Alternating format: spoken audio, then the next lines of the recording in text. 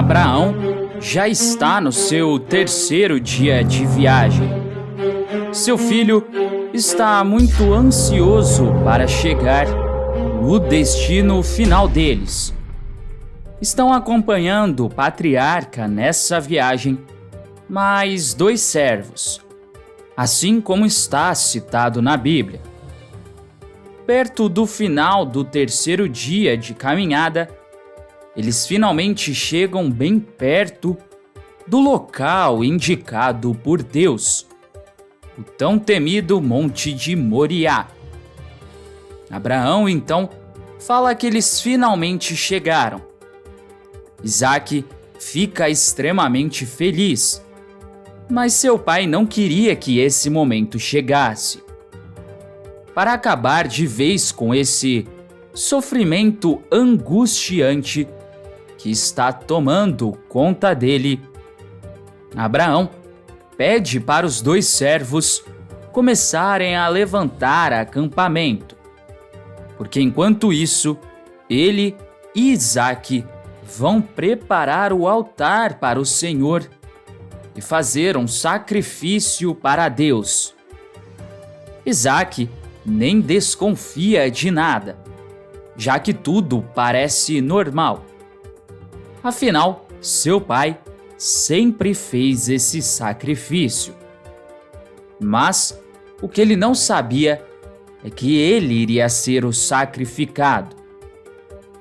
Antes de partirem para cima do monte, Abraão ainda vai pedir para o seu pai pegar as toras de madeira que eles haviam cortado para acender uma fogueira e também para construir o altar. Isaque faz o que foi pedido e pai e filho partem para o topo do monte. Mais alguns minutos de caminhada e os 2 chegam bem no cume desse monte. Abraão vai indicando o que é para o seu filho fazer.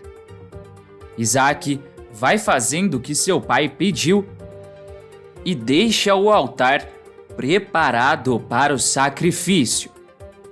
Mas Isaque, que é um menino muito inteligente, nota algo estranho. Ele percebe que não há nenhum cordeiro por ali e pergunta ao seu pai como eles vão fazer. Abraão, não querendo contar a verdade, diz que Deus irá prover esse cordeiro. Eles então ficam esperando, o tempo começa a passar e Abraão vai tentando criar coragem para sacrificar o seu filho a pedido de Deus. Enquanto isso, Isaque vai achando que eles estão esperando esse bendito cordeiro aparecer. Mas, de repente, Abraão respira fundo e começa a amarrar o seu filho. Isaque, é claro, não entende absolutamente nada e começa a perguntar para o seu pai o que é que ele está fazendo. Abraão não responde à pergunta de seu filho e apenas diz a palavra desculpa. Isaque arregala os olhos e parece começar a entender o que está acontecendo. Ele começa a pedir por favor, mas Abraão coloca o seu filho deitado na lenha que eles organizaram para fazer o altar. Pega uma faca e levanta em direção ao peito de seu filho e fica prestes a enfiar a faca no menino. Mas algo grandioso vai acontecer. E ainda, o desfecho do sacrifício de Isaque e a aparição de um grande anjo enviado do Senhor. Além disso, mais uma passagem de 10 anos vai acontecer na novela. Com Sara, já bem velhinha, ela faz o último pedido para seu filho Isaque antes deles nunca mais se verem. Vale lembrar que essas histórias estão citadas na Bíblia, mas nem todas as histórias que passam na novela estão citadas na Bíblia. Mas antes de continuar contando o que vai acontecer na novela, se possível, clique no botão de gostei e se inscreva no canal. Assim, o YouTube te avisa sempre que sair um vídeo novo de Gênesis da Record. E você fica por dentro de todas as novidades da novela. Agora, aproveita e me conta. Você acha que Abrão vai realmente realizar o sacrifício do seu filho ou não? Eu vou te dar a resposta ainda nesse vídeo, mas deixe a sua opinião aqui nos comentários. No monte, Abraão continua com a faca prestes a enfiar no peito de seu filho. Mas nesse mesmo momento, um anjo do Senhor grita lá do céu, chamando por Abraão 2 vezes, num tom muito desesperado. Abraão diz que ele está ali. O anjo então vai dizer: baixa a tua mão, não lhe faças mal algum, porque já sei agora que temes a Deus, a ponto de não me recusares nem sequer o teu único filho querido. Abraão vai soltar a faca no chão e vai se ajoelhar. Ele vai começar a chorar de alegria e de alívio ao mesmo tempo. Ele vai soltar o seu filho e nesse mesmo momento ele vai reparar num carneiro que estava atrás dele, preso pelos chifres de um arbusto. Ele então vai pegar este animal e vai sacrificá-lo no lugar do seu filho. Nesse momento, Abraão vai estar abraçado de Isaque e os dois estarão bem mais aliviados. Abraão vai ficar sabendo que ele passou pelo teste de Deus e que ele não vai precisar tirar a vida de seu filho. O anjo do Senhor ainda vai dizer para Abraão, ele vai dizer a seguinte frase: eu, o Senhor, juro por mim mesmo que por teres feito o que fizeste, por teres me obedecido sem sequer me recusares, até o teu próprio filho querido, te abençoarei efetivamente, que terás uma descendência abundantíssima, que serão milhões sem contar, tal como as estrelas do céu, como os grãos da areia das praias, além de que virão a ser vitoriosos sobre os seus inimigos.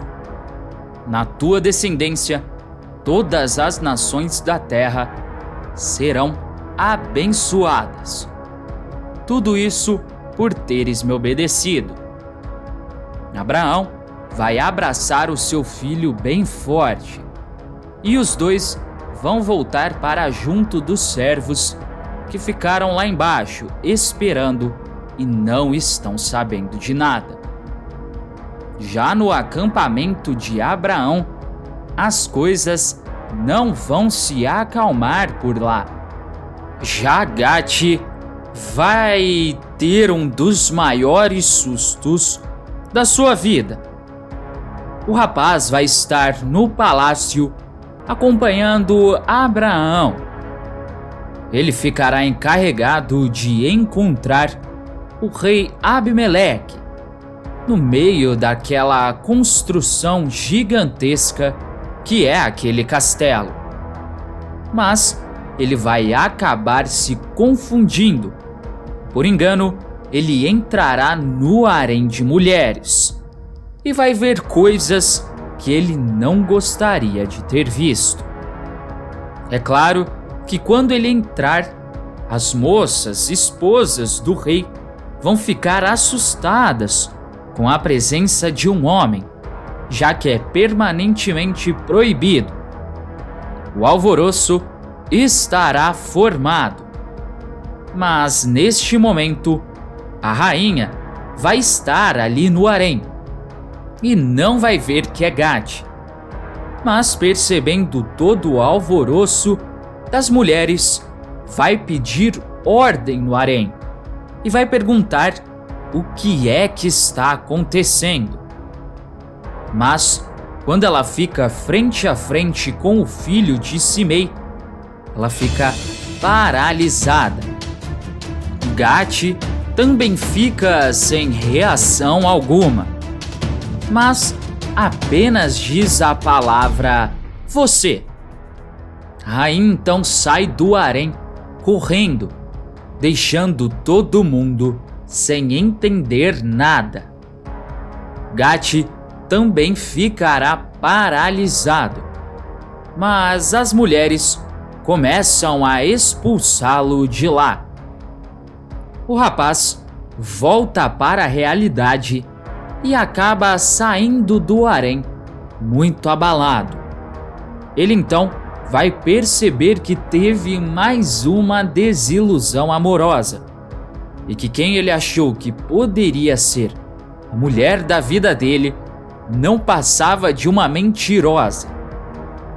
Depois de alguns dias, a rainha Nájila vai voltar a encontrar Gade e os dois terão uma conversa muito franca. Gade vai estar muito triste e estará se sentindo enganado. Por esse motivo, a rainha vai ter que rebolar para conseguir o perdão do servo de Abraão. Ela vai começar a tentar se explicar, dizendo que ela não podia dizer a verdade para ele. Gade diz que ela não precisava mentir dizendo que ela era solteira e que isso acabou dando esperanças a ele. A rainha então diz que ela nunca falou nada de se casar com ele. Gade dá um sorriso de deboche e diz que é inacreditável e que ela só estava usando ele esse tempo todo.